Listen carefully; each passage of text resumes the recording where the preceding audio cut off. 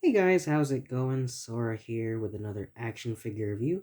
Today we're going to be taking a look at Aqua from the Kingdom Hearts series in the Bring Arts line by Square Enix. I think I said that correctly. Um, if she looks a little washed out in the video, I'm trying to do something different with the lighting. I have like another light source right here so that it doesn't look completely dark, just to get some of the details out. I will say that it looks a lot better in person than it does from where I'm looking at it through the camera. But before we take a look at the figure itself, we're going to be taking a look at the box, and she just fell. Anyway, if you've seen the Kingdom Hearts Bring Arts line before, you'll see that this is kind of familiar. All the Kingdom Hearts figures in the Bring Arts line look the same.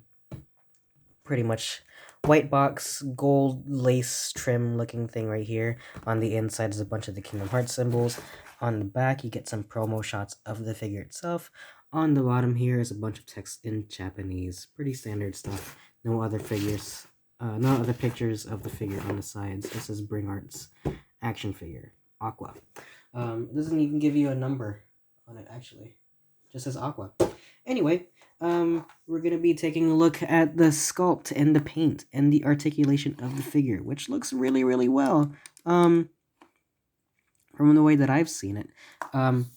She translates character design of Aqua translates really well to an action figure. It's not complicated enough that it gets in the way of articulation, but it's also not simple enough that it's just boring to look at. I think that she looks really, really nice. Her character design is pretty good. I mean, Tetsuya Nomura, if anything, is known for his character design, right?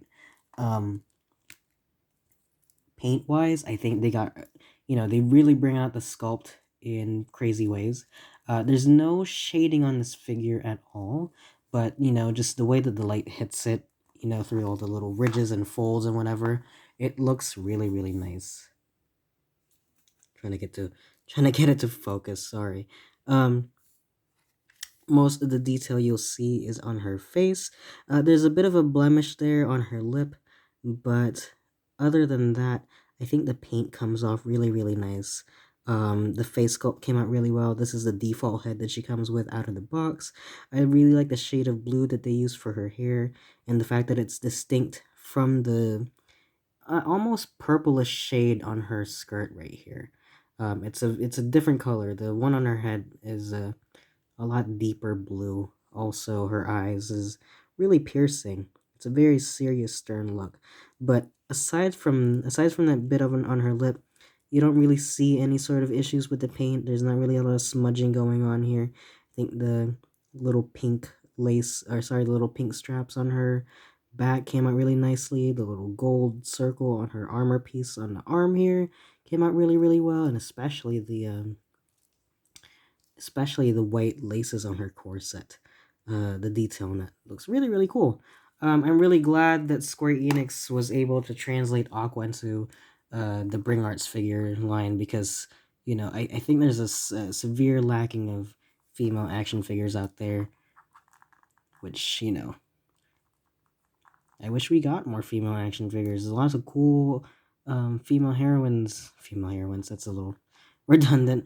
A lot of cool female action heroes out there in the video game world, which we certainly needs a translation into action figures. So overall, sculpt paint looks really, really nice. Um, I have some gripes with the next bit though, which is her articulation. It seems like Bring Arts is gonna continue the trend of some articulation stuff that I thoroughly dislike, but until Square Enix decides otherwise, we're all just gonna have to live with it. Um, Starting, of course, with the head, which I don't know why they decided, but it's really, really loose. It's not so much of a problem with Aqua. I thought maybe they had fixed the problem, but I pulled the head out and I can already tell that it's going to be a problem later on. Um, the little peg they use does not have a mushroom cap. It's just a straight peg. I don't know how visible that is to tell from the camera, but it's just a straight peg. And the issue with that is there's nothing holding it to the head other than friction. Um, and the mushroom peg is supposed to help, that little friction keep the head attached. It's funny because the very first version of Sora that came out in the Bring Arts line had the peg attached to the neck, so there would just be like a hole on the head, and that's how you would attach the headpiece. And it felt a little bit loose, but at the very least, when you put it on, no matter how loose it felt, you'd know that it would never fall off. This time, however, with this version of the peg, however, it's an entirely plausible, thing for the head to just fall off when you're just posing it. And it's happened once or twice before, and I'll show you some of my Bring Arts figures which have that problem. But you only get that single joint for the head. Her head can go all the way up. Her little mullet here gets out of the way, if my camera would focus. Her little mullet here gets out of the way. It's kind of soft plastic right there. Goes down that far, and of course you get a little bit of tilt right there. Her head felt like it was going to fall off there, and it doesn't feel like it's going to lock on either, so we're just going to hope it stays like that. Her arm is attached on a ball joint, so you get some rotation right here. That ball joint is attached on another ball hinge, so her arm can go all the way out like that. It's pretty tight. It's a pretty tight joint. Some of the joints on here are pretty tight, some of them are pretty loose. The one on her left arm here is pretty tight. The arms are attached, the elbows attach the arms with a single joint. You get some really nice articulation right there. Goes way, way, way past 90. This little armor piece is pliable, although the one on the left one, maybe it's just for me, but this one feels like it's gonna fall off. The one on the right arm feels a bit more sturdy, but also that same pliable material. Maybe it's just because I've been posing them differently, but this left one feels like it's gonna fall off. Just saying. She's got a diaphragm joint right here. Gets this far forward, this much back. It is a ball joint, so you can get some side to side in there as well. And she's got a similar joint at the bottom of her corset, but because of the amount of plastic that's stuck in between here, you don't really get a lot of range of articulation right here at the waist. But it is a ball joint, and it does help the articulation just a little bit. I'm not gonna begrudge an extra joint in there for no reason. If it helps, it helps, right? Sorry if it keeps going out of focus. I'm like trying to look at the figure and the viewfinder at the same time. The crotch piece right here, which is a very pliable plastic, is attached onto the skirt right here. This bluish skirt piece is not as pliable as it looks. It does kind of get in the way of articulation. That is, unless the leg doesn't fall off, which, because the camera's rolling, probably won't fall off right now. But it goes this far. Oh, there you go. It goes this far forward. Oh, well, both of them just fell, actually. Cool. So that's an issue. Oh, look at that. Actually, it's a separate piece, actually. I did not know that. But it is, you know what, I would rather it fall off than break completely, right? So let me just excuse the technical difficulties here. It pops back on pretty easily, but also it pops off way, way, way too easily as well. I'm gonna have to do something about that. God, that just felt like it broke just right there. Anyway, anyway, it goes this far forward, and if it doesn't break off again, and this much back. I don't know if that's very clear, but you can see how easily that falls off.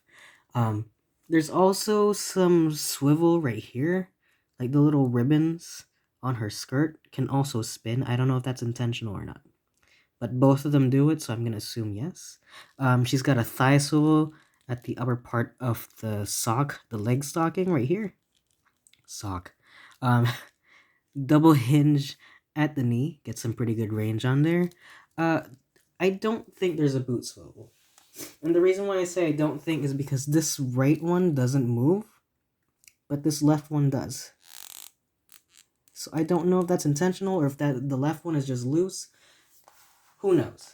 But you do get some rotation right here at the actual foot itself. The one on the left one is a lot more loose than the one on the right one. You kind of have to pull it out a little bit to get the articulation out. So there's no ankle rocker as a result because of how high that articulation is. And also there's a toe hinge right there. So overall, her articulation is not the worst it could be. It's definitely not the best that it could be, but it's definitely not the worst that I've ever seen. Anyway, moving on to the next part of the review is her accessories that she comes with.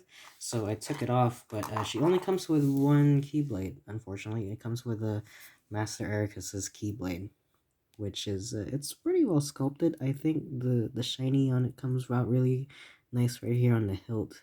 The little brass here, the kind of kind of grayish, kind of off white color on the rest of it looks really nice. And of course, with the rest of the like the rest of the Bring Arts keyblades, these pop off so that you can get the hand in there without having to break the hand off.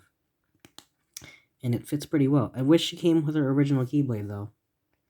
I think the Play Arts one does, but I'm not entirely sure. I thought I had seen promo shots of her with both keyblades, but I guess she only comes with this one.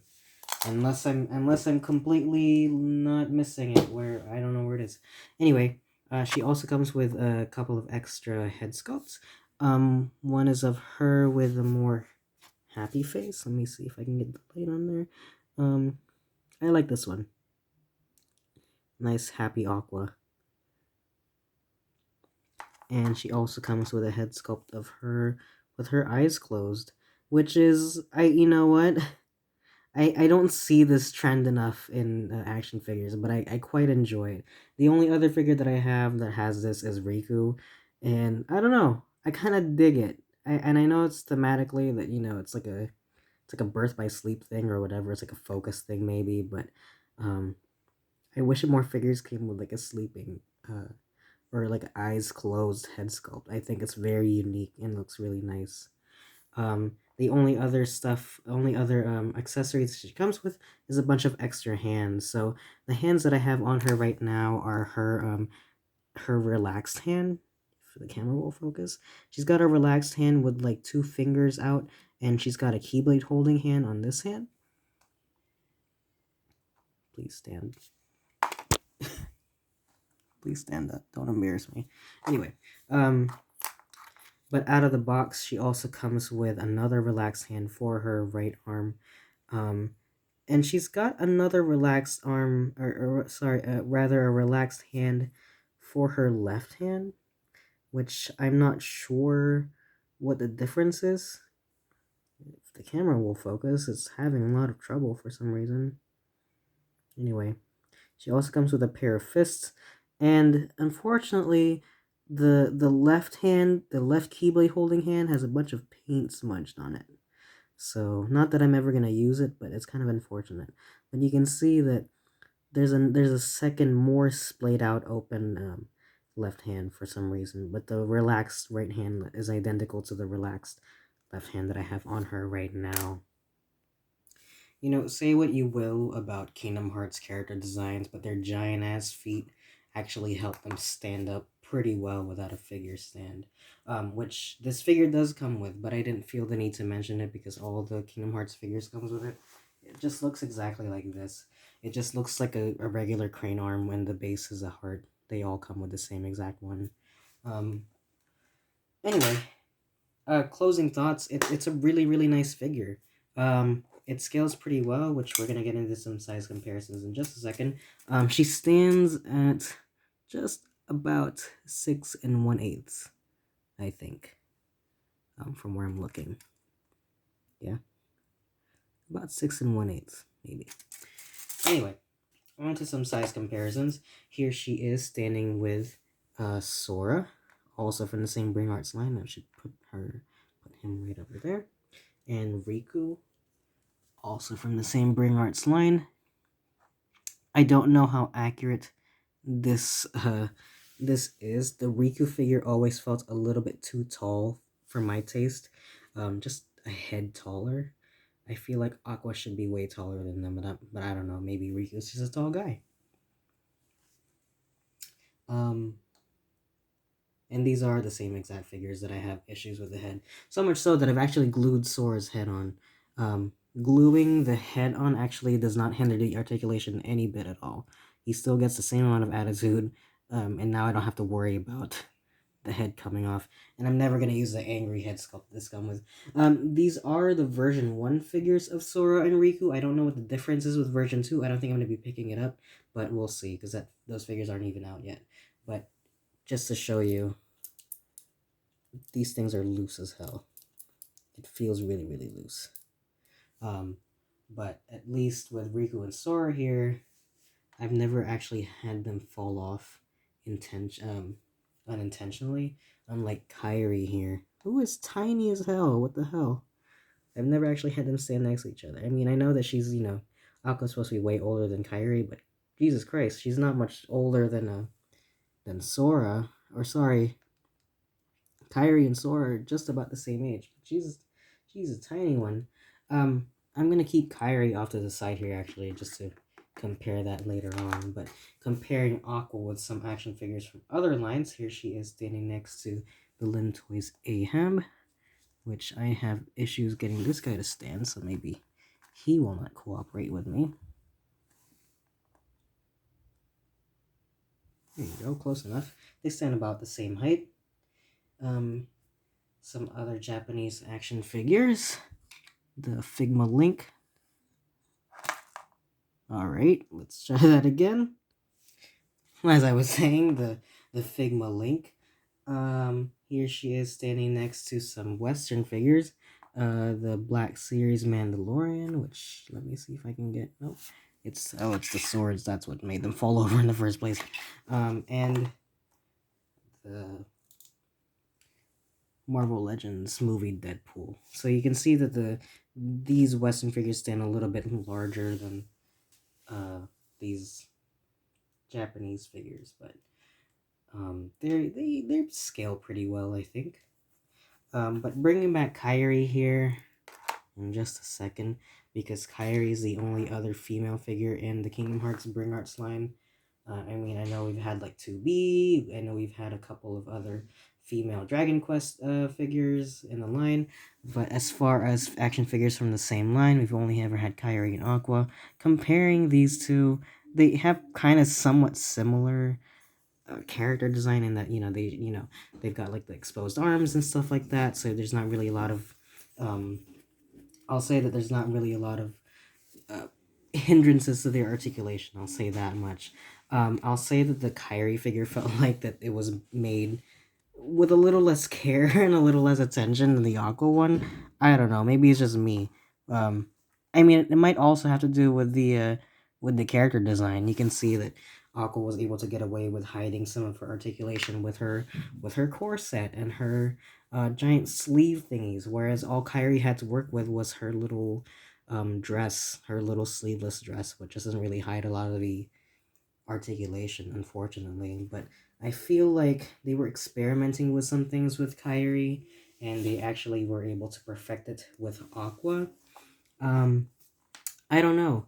The Kyrie one just felt like, like it's there's so many issues with this one. I mean, maybe it's just me, but the head just feels really loose on this one. A lot of the joints are so tiny. Again, you can see just how much smaller Kyrie is. Her arms are just so small. Her a lot of her joints are like really loose. I mean, I'm glad to have a Kyrie figure, but I wish, if anything, I wish we had a version 2 figure of a version 2 version of Kyrie instead of Sora and Riku, because, aside from other accessories, I really don't see the difference between version 1 and 2 of Sora and Riku. And I hope that because they're starting with version 2s of these figures, that doesn't mean that they're going to stop making new characters, because they haven't made a Nominee action figure yet. And I know that she's not that central to Kingdom Hearts 3's plot, but it would be really nice to get a Nominee figure just to round off, like, you literally have an action figure for every character on that box art except for Nominee. I mean, you have Goofy and Donald from the SH Figuarts line, which scales with Bring Arts, but no Nominee. Nominee has never been an action figure. I don't think. Yeah, I don't think Nominee's ever been an action figure at all. But It's nice to see these two, Sora and Aqua, who started off as Play Arts Kai figures, get translated to Bring Arts in pretty good quality, as you know, in my opinion. But that's my review of Aqua. If you are a fan of Kingdom Hearts, if you're a fan of the Wayfinder trio, you're gonna buy her. As far as a regular old action figure, if you're a fan of just Square Enix stuff, Aqua's a pretty good sell. She's well sculpted, she's well detailed. Out of any of the Bring Arts figures that I've had, she's relatively sturdy. She's not the best that we've ever had, but she definitely could be worse, and that's saying a lot. I think the Bring Arts figure. I know that the Bring Arts figure line is a bit it can be a bit iffy from what I've just shown you. You can really get the worst of it with Kyrie, but sometimes you get really nice.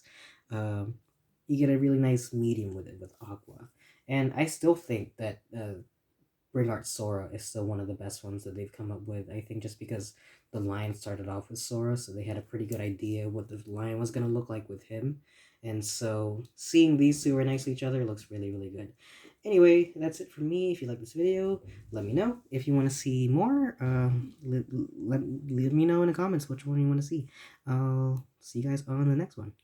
Bye bye.